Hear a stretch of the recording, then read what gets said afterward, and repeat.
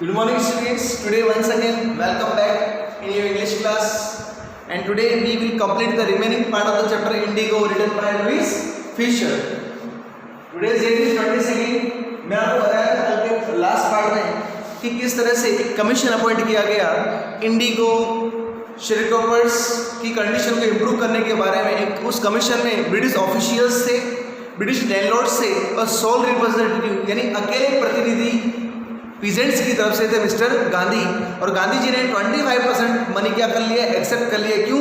For Gandhi money was not important. तो गांधी जी के लिए मनी इंपॉर्टेंट नहीं था, इंपॉर्टेंट क्या था? प्रेस्टीज। अब आंसर देखिए, 49 पेज पे स्टार्ट करते हैं। दिस सेटलमेंट वॉज एडोप्टेड, इस समझौते को एडोप्टेड किया कर लिया गया, स्वीकार कर लिया गया unanimously, it means without any objection by the commission. आयोग ने उस समझौते को बिना किसी ऑब्जेक्शन के, विरोध के स्वीकार कर लिया। Gandhi explain that the amount of refund was less important than the fact that the landlords had been obliged यानी मजबूर किया गया टू सरेंडर, टू गिव क्या देने को, पार्ट ऑफ मनी कुछ पार्ट पैसे का, and with it part of their Prestige. और प्रेस्टीज को बोलते हैं रेस्पेक्ट, ऑनर, सम्मान। गांधी जी कह रहे हैं कि मैंने 50% पैसा मांगा था पर उन्होंने 25, ब्रिटिश लैंडलॉर्ड से मुझे 25% रिफंड ही दिया। आई अग्री 25, मैंने 25% को भी अग्री क्यों किया? Because for me money was not important, मेरे लिए मनी इंपॉर्टेंट नहीं है। फिर इंपॉर्टेंट क्या है?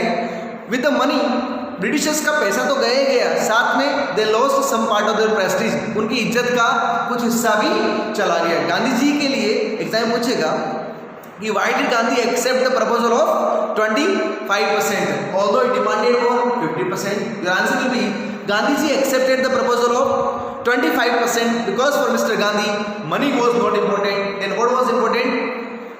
The prestige of British landlords.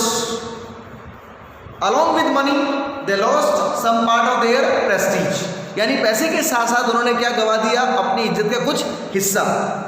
Therefore, as far as the peasants were concerned, और जहाँ तक किसानों का सवाल था, the planters, जो बड़े बड़े प्लांटर्स थे, उद्यमी लोग थे, had behaved, यानी जो लैंडलॉर्ड्स थे, जमींदार लोग थे, इन्होंने अपने आप को क्या माना था?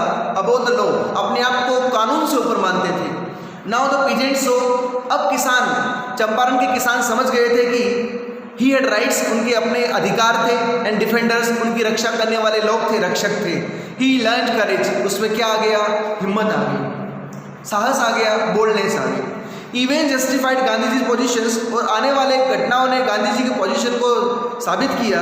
With in few years the British planters abandon their estates, और कुछ ही वर्षों के भीतर ब्रिटिश प्लांटर्स ने अपनी जो एस्टेट थी, भू संपत्तियाँ थी, उन्हें अबंडन कर दिया, गिव अप कर दिया, छोड़ दिया, लेफ्ट कर दिया। विच रिवर्टेड, जो लौटा दी गई, टू पीजेंट्स, जो जमीनें किसानों से ली गई थी, एक्सटोर्ट की गई थी, ऐंठी गई थी, उन्हें रिवर्ट कर दी गई, वापस दे दी गई। और इंडिगो शेयरहोल्डिंग डिसअपीयर्ड, इंडिगो की खेती हमेशा के लिए बंद हो गई। Gandhi ji never contented satisfied himself with large political और इकोनॉमिक सॉल्यूशंस। गांधी जी राजनीतिक और आर्थिक सॉल्यूशंस को लेकर अपने आप से कभी संतुष्ट नहीं थे। Contented means satisfied. He saw the cultural and social backwardness in the Champaran villages. Gandhi ji ने क्या देखा? चंपारण का जो गांव है वहाँ पर सामाजिक और सांस्कृतिक पिछड़ापन था, बैकवर्डनेस था, and wanted to do something about it immediately. Immediately means very soon, और बहुत ही शीघ्र ही चंपारण के लोगों को अपलिफ्ट करने के लिए, उनके बेटरमेंट के लिए, उनके उत्थान के लिए, उनके भले के लिए Gandhi ji wanted to do something. Gandhi ji कुछ करना चाहते थे। और एग्जाम में क्वेश्चन आ सकता है, सीबीएसई में लास्ट ईयर आया हुआ है, before last year 12th class में। What did Gandhi do for the social and cultural upliftment of the Champaran people और चंपारण पीजेंट्स? चंपारण के किसानों के सामाजिक और सांस्कृतिक उत्थान के लिए गांधी जी ने क्या किया? अब आंसर आएगा। ही appeal to teachers, Gandhi ji ने टीचर्स की अपील की, लोगों से रिक्वेस्ट किया कि टीचर्स लोग आगे आए। महादेव देसाई एंड नरहरि पारिक, ये दो टीचर थे, दो यंग मैन थे, who had just joined Gandhi, जिन्होंने गांधी जी को अभी भी ज्वाइन किया था एज डिसाइपल्स। और डिसाइपल्स को बोलते हैं प्यूपिल्स, गांधी जी के शिष्यों के रूप में। एंड देयर वाइफ्स, और उनकी पत्नियां भी आगे आई। वॉलंटियर्ड, स्वेच्छा से राजी हो गई फॉर वर्क, गांधी जी के लिए काम करने को। Volunteered willingly, not pressurised. Several more came from Bombay से काफ़ी लोग आगे आए, पूना से आए, and other distant part of lands, और दूर दूर के हिस्सों से लोग आए to help mister Gandhi. Devdas Gandhi ji के सबसे यंगेस्ट, सबसे छोटे बेटे थे, अराइव फ्रॉम द आश्रम, आश्रम से आए वहाँ, and so did Mrs Gandhi, और साथ साथ कौन आई, wife of mister Gandhi. Primary schools are open, primary schools खोले गए इन 6 विलेजेस, कितने विलेजेस में, 6 विलेजेस में। Kasturba wife of mister Gandhi taught the आश्रम रूल्स, लोगों को उन्होंने आश्रम के रूल सिखाए, और पर्सनल क्लीनलीनेस यानी कि किसके बारे में, व्यक्तिगत स्वच्छता के बारे में बताया गया, एंड कम्युनिटी सैनिटेशंस, और सामुदायिक स्वच्छता के बारे में कि what is the importance of sanitation, cleanness. अब आगे आ जाइए, ये पूरा पार्ट आएगा किसमें, सोशल और कल्चरल। मैंने क्वेश्चन बताया था कि गांधी जी ने सोशल और कल्चरल अपलिफ्टमेंट के लिए क्या किया, ये आंसर, नेक्स्ट पैरा भी आंसर है। हेल्थ कंडीशंस और मिजरेबल, चंपारण के पीजेंट्स जो थे उनका स्वास्थ्य था वो मिजरेबल था, पिटीफुल था, बहुत ही दयनीय अवस्था थी उनकी। Gandhi ji got a doctor to volunteer his services for 6 month, Gandhi ji ने एक ऐसा डॉक्टर ढूंढा, या गांधी जी के पास एक ऐसा डॉक्टर था जो अपनी इच्छा से अबाउट 6 मंथ, 6 महीने तक गांधी जी के पास रुकने को तैयार था, यानी कि he wanted to give dedicate his part of some life for mister Gandhi. 3 medicine are available, वहाँ पर चंपारण के लोगों के लिए 3 प्रकार की दवाइयाँ उपलब्ध थी। फर्स्ट कैस्टर ऑयल, अरंडी का तेल, क्विनिन एक तरह की ड्रग है, दवाई, एंड सल्फर ऑइंटमेंट, सल्फर का ऑइंटमेंट यानी cream. Anybody who showed a coated tongue, coated tongue means dirty tongue, अगर किसी की जीवाणु गंदी हो जाती, जीवाणु ब्लिस्टर, छाले हो जाते, तो उसे क्या दिया जाता, was given A dose of castor oil, तो उसे कैस्टर ऑयल दिया जाता, अरंडी का तेल दिया जाता। एनीबडी विद मलेरिया फीवर, जिसे मलेरिया फीवर, मलेरिया का बुखार हो जाता, रिसीव्ड, उसे क्या दिया जाता, क्विनिन, इट मीन्स कोनेन प्लस कैस्टर ऑयल दोनों मिलाकर दिया जाता। Anybody with skin eruptions, eruptions का मतलब एलर्जीज की तरह हो सकता है, पिंपल्स हो सकता है ना, स्किन प्रॉब्लम्स, एरप्शंस, पिंपल्स, फोड़े फुंसी मुहासे, है ना, एलर्जी की तरह। और अगर किसी में स्किन की प्रॉब्लम हो जाती, एरप्शंस हो जाते, उसे क्या दिया जाता, ऑइंटमेंट है, सल्फर का cream with plus castor oil. Gandhi notice that the filthy and miserable, बहुत ही दयनीय state of women's, Gandhi ji ने क्या देखा, चंपारण की जो वहाँ की महिलाएं थी उनकी कपड़ों की हालत बहुत ही खस्ता थी, फिल्दी थी, खराब थी। He asked Kasturba to talk to them about it, Gandhi ji ने कस्तूरबा गांधी से कहा कि आप महिलाओं से बात करो उनकी सफाई, कपड़ों की सफाई के बारे में।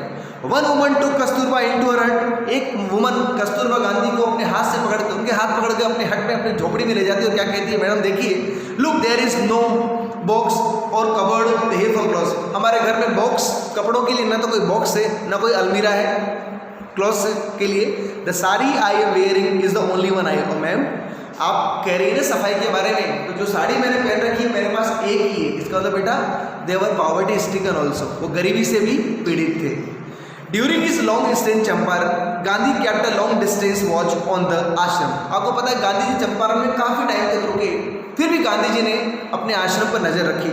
ही send regular instructions by mail, Gandhi ji ने मेल से, डाक से नियमित रूप से इंस्ट्रक्शंस भेजे। And asked for financial accounts, और वहाँ पर फाइनेंशियल अकाउंट्स, आर्थिक अकाउंट्स की बात की। Once he wrote to the residents, एक बार गांधी जी ने आश्रम के निवासियों को लिखा कि it was time to fill the in the old latrine trenches, कि जो ओल्ड लेटरिन के जो ट्रेंचेज है, गड्ढे हैं, उनको भर दो, एंड डिग न्यू वंस, और नए गड्ढे खोद दो, otherwise the old ones would begin to smell bad, क्योंकि पुराने गड्ढों में से जब वो भर जाएंगे उनमें बदबू आना शुरू हो जाएगी। The Champaran episode was a turning point in Gandhi's life, most important question है बोर्ड एग्जाम के लिए। How can you say that Champaran episode was a turning point in the life of mister Gandhi, आप कैसे कह सकते हैं कि चंपारण का एपिसोड गांधी जी की लाइफ में टर्निंग पॉइंट था। गांधी जी क्या कह रहे हैं, what I did, he explain, Gandhi ji ने कहा मैंने क्या किया, मैंने तो इतना सा किया, was a very ordinary thing, मैंने बहुत ही सामान्य से काम किया। I declared that the British could not order me about in my own country, कि ब्रिटिशर्स मुझे अपनी खुद की कंट्री में ऑर्डर नहीं दे सकते। दिस कंट्री इज माइन, ये कंट्री मेरी है, and I am free to roam anywhere to do what I want, मैं हर काम करने के लिए फ्री हूँ। The Britishers can not compel me, they can not oblige me to do what they want, Britishers मुझसे वो काम नहीं करवा सकते जो वो चाहते हैं। I am free to do what I want, मैं वह काम करने को फ्री हूँ जो मैं चाहता हूँ। But the Champaran did not begin as an act of defiance, what is, कई लोग बोलते हैं defiance, no defiance, what is defiance, disobedience. Champaran के इस एक्ट को आंदोलन को अवज्ञा के रूप में नहीं जाना सकता, डिसऑबे के रूप में। It grew out of attempt to elevate, it means remove, decrease the distress of large number of poor peasants. इस चंपारण की घटना ने बहुत अधिक किसानों की संख्या, मतलब बहुत ज़्यादा किसानों की डिस्ट्रेस को, उनके तनावों को एलिवेट किया, कम किया, डिक्रीज किया। This was typical Gandhiji pattern, और गांधी जी का अपना खुद का पैटर्न था।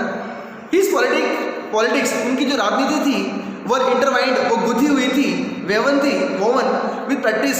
कहने का मतलब गांधी जी की जो प्रॉब्लम्स थी या चंपारण के जो लोगों की प्रॉब्लम्स थी वो रोजमर्रा की प्रॉब्लम थी, रोज एक दिन की बात नहीं थी, वो डे टू डे प्रॉब्लम्स थी ऑफ द मिलियंस। और वो प्रॉब्लम केवल चंपारण के लोगों के लिए नहीं है, लाखों लोगों की वही प्रॉब्लम थी।